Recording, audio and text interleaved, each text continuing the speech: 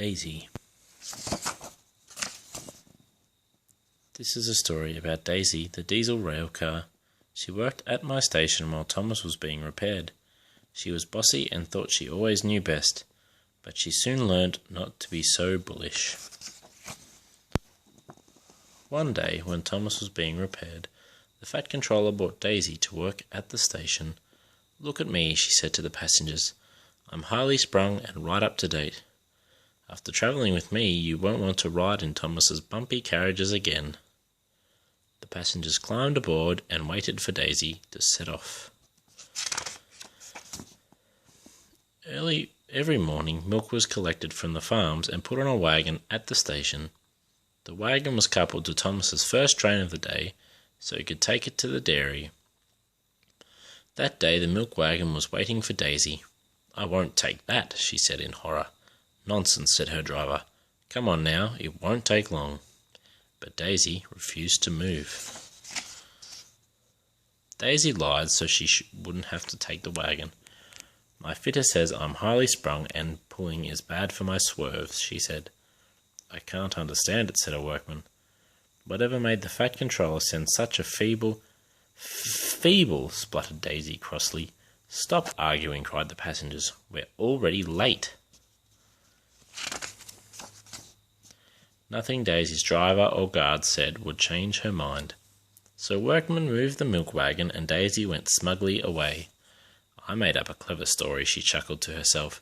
"Now I can do the jobs I want to do and no more." When Toby came to the station, he was surprised to see the milk wagon there. "Daisy's left the milk," Percy said crossly. "Now I'll have to make a special journey with it, and I'm already late for the quarry." "Why don't I take the milk to the dairy and you fetch my quarry trucks?" Toby said. "That way we can both save time." It was agreed, and both engines set off. A little later, Toby met Daisy at a junction. She laughed at his side plates and cow catchers. Toby explained that he had them to stop animals being hurt if they got onto the track in front of him. "You're just scared," Daisy said rudely. "If I see an animal on the track, I'll toot and it will move." "I'm not scared," Toby replied calmly, "and they won't just move if you toot." "They will for me," said Daisy proudly. When Daisy reached the next station, a policeman waved for her to stop. "Champion, the bull, is on the track," he said. "Please move him along to the farmer." "I'll show Toby how to manage animals," Daisy said to her driver. But she was about to be surprised. "Move on," tooted Daisy when she saw the bull, but Champion didn't move. After a while he became curious and slowly walked towards Daisy. "Ooh," Daisy said nervously. "Look at his big horns. If I bump into them, he might hurt himself." She quickly backed away and left. Meanwhile, Percy had to pick up Toby's trucks. He was still grumpy about Daisy, so he was rude to the trucks.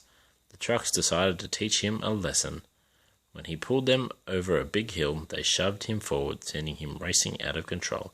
"Help!" cried Percy, as he flew through a level crossing and crashed into some stone trucks in the yard. Toby was leaving the station when Daisy crept back. One of her passengers told him what had happened. "Now you know why my side plates and cow catchers are so useful," Toby chuckled. Just then, a workman told them about Percy's crash. "If you help Percy," Toby said to Daisy, "I'll take your passengers and move the bull." Daisy agreed, and both engines set off. Daisy worked hard all afternoon. She moved all the stone trucks away from the track so the breakdown train could rescue Percy. The Fat Controller came to speak to Daisy. "I heard that you left the milk wagon," he said crossly. "I won't have lazy engines working on my railway. However, you have done a good job here, so if you promise to work hard and listen to the other engines, you can stay on." "Thank you, sir," said Daisy humbly. Thomas came back to work the next day. Daisy stayed on to help while Percy was being repaired. The Fat Controller was very pleased because she had worked hard and listened to the other engines. Daisy became good friends with the engines, and sometimes she even delivered the milk wagon for Thomas. The end.